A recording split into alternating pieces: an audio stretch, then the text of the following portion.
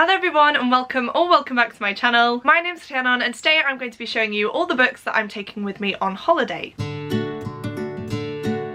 My partner Tom and I have decided to book a last-minute spontaneous trip to Cyprus and we are leaving in less than a week, so not much preparation time at all. We need to do a lot of shopping to get sun cream and essentials and things like that, and it hasn't left a lot of time for me to choose which books I'm going to take with me either. But last night I did decide to have a look through my shelves and come up with some books that I wanted to take with me, and I have chosen 7 books off my shelf. Now I know that that is very excessive. I probably won't take all of them, but these are the 7 books that I would like to take with me if I can. As I mentioned, might take 1 or 2 out just to make it more manageable because 7 books are definitely going to be heavy, and I don't know if I want to carry it in my carry-on or if I want to take up too much space in my case either. But these are the contenders, and if I take less then that's fine, but I wanted to just mention all of them to you guys to show you what I'm in the mood for at the minute and to kind of give you an idea of what I like to read whilst on holiday. The first book I'm going to show you today is one that I've already started, and that one is Anne Boleyn, A King's Obsession, which is part of the 6 Tudor Queen series by Alison Weir. This is the second book in that series. We do have 6 books in total, 1 book for each of Henry VIII's wives. This one of course is book 2, which focuses on Anne Boleyn, who is definitely the wife that we hear the most about. Now I read the first book in this series, which focuses on Catherine of Aragon, I want to say around this time last year, maybe even before that, and I fell in love, you guys. I really do like historical fiction, however I don't really gravitate towards it. But Caris from Caris's Corner and I went to watch Six the Musical in London, and after that all I wanted to consume was historical fiction and books centering around the Tudors and Henry VIII in particular. I didn't do that well though, obviously, because I'm only now getting around to the second book, which as you can tell I have started. I've gotten to page 94 of this book, which is chapter 7. Really enjoying it so far, but because I've been in such a bad reading slump this year, I haven't wanted to pick this book up because it is quite slow and dense. Obviously it tackles a lot of political issues. There was definitely unrest at the time that Anne Boleyn came into Henry's life. She is one of the main reasons that he separated from the Catholic Church and set up the Church of England and stuff like that, and so we have a lot of politics coming into play, a lot of very influential people trying to play this weird game against each other. Obviously everyone's plan is to advance, but they also need to make sure that they don't commit treason or at least get found out by the king, because we all know what that would mean. I've reached a point now though where I definitely feel like I'm in the mood to read this book again, and this was a very late addition to the holiday pile actually, because I do feel like this will be a really good book to read on holiday. I feel like because I will be away from all of the distractions of daily life, I can actually dedicate a good chunk of time to this book and get through it pretty quickly as well. The next book is one that I'm definitely taking with me on this holiday, and that one is The Children of Jocasta by Natalie Haynes. I have been meaning to read this book for the longest time. You guys know I love my Greek myth retellings, and since I'm going to Cyprus, which is a country that has many ties to Greece and ancient Greece, I just knew that this would be the perfect book to take with me. I will just read you the back of this book because I feel like I could never do it justice, but it says, Jocasta is just 15 when she is ordered to marry the King of Thebes, an old man she has never met, but it's her duty to produce an heir that will alter the course of her life forever. Ismene is the same age when she is attacked in the palace she calls home. Since the day of her parents' tragic deaths, it was the one place she felt safe, but with a single act of violence, all that is about to change. With the turn of these 2 events, a tragedy is set in motion, but not as you know it. The Children of Jocasta follows the lives of 2 forgotten women from the myths of Oedipus and Antigone, casting fresh light on these ancient and engrossing stories. That just sounds right up my street. I've read from Natalie Haynes before and absolutely loved her work, her writing style. She just has a way of playing on your emotions. You get so attached to the characters involved in these stories, and being abroad I think is going to be the perfect setting for me to read this book and to try and place myself in these women's situations as best as I can. Next up we have Unraveller by Frances Hardinge. This is actually an ARC copy, which if you don't know stands for Advanced Reader Copy. This isn't out yet. It's not out until September I want to say, so I do have an early copy to read and review for you guys, and I'm so excited about this book. I did put it on this holiday TBR because I read The Live Tree by Frances Hardinge on my last holiday back in 2019 I want to say, and I fell in love with that book. I really connected with the writing style. The story was definitely interesting. It has a very strange and unique plot, but the atmosphere in it just completely gripped me, and I had such an amazing time reading that book. So the fact that I now have Frances Hardinge's newest release is definitely making me want to take it with me. And then there is a little description of this book inside, so I will will just read it to you because it says, in a world where anyone can create a life-destroying curse, only one person has the power to unravel them. Kellen does not fully understand his talent, but helps those transformed maliciously, including Nettle. Recovered from entrapment in a bird form, she is now his constant companion and closest ally. But Kellen has also been cursed, and unless he and Nettle can remove his curse, Kellen is in danger of unraveling everything and everyone around him. Now that doesn't really give too much away, but if I've learned anything from Frances Hardinge, it is to expect the unexpected. This seems like it's going to be quite a dark book, which I don't think is the best to take with me on holiday, but as I mentioned, I had such a good time reading The Lie Tree by her that this was definitely a contender. I'm just not too sure now if I want to take it with me. If I do, it will be a book that I most likely will read on the plane, and this is one that I do think I could actually start and finish on the plane. I believe it's about 4.5 hours to Cyprus, so about 9 hours of travelling time in total, and yeah, I think it's definitely manageable. So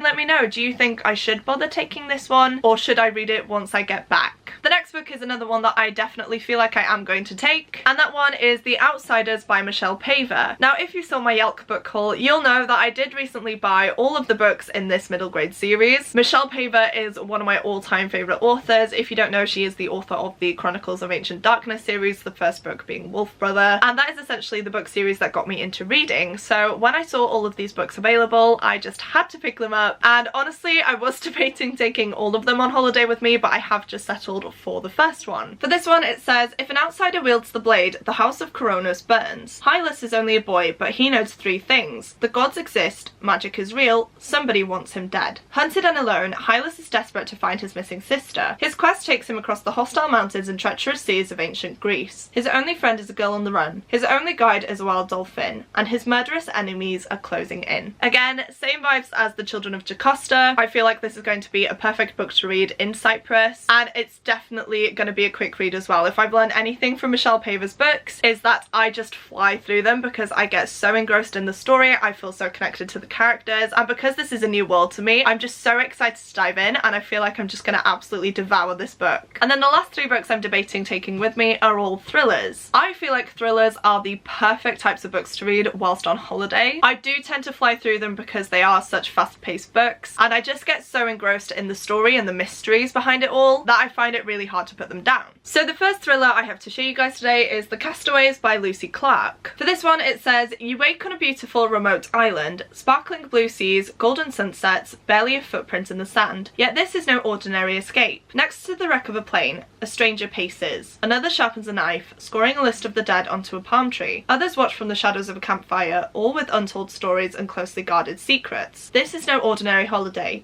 This is no ordinary island. This is no ordinary beach read. That just sounds insane, and I desperately want to read this and find out what it's all about. I don't really tend to look at the synopsis for thrillers that often, just because I don't really want to be spoiled for anything in the book. I'd rather just dive into it and get immersed in the story that way instead of having preconceived expectations. But that one definitely has me intrigued. I think this is going to be a very interesting read, especially because I am going to be abroad in this idyllic setting, hopefully, and yeah, I feel like it's going to hit very close to home for me whilst I'm out there. So I don't know if this is a mistake bringing this because I feel like I'm going to be terrified, but I feel like it will definitely be a quick read and hopefully one that I will love. In the same vein, we have Apples Never Fall by Leanne Moriarty. I've never actually read anything from this author before, but she does have a very popular backlist, including 9 Perfect Strangers and Big Little Lies. So in contrast to this first book, I do have some sort of expectations diving into this, where I do think that this is an author that I should love because of all the hype.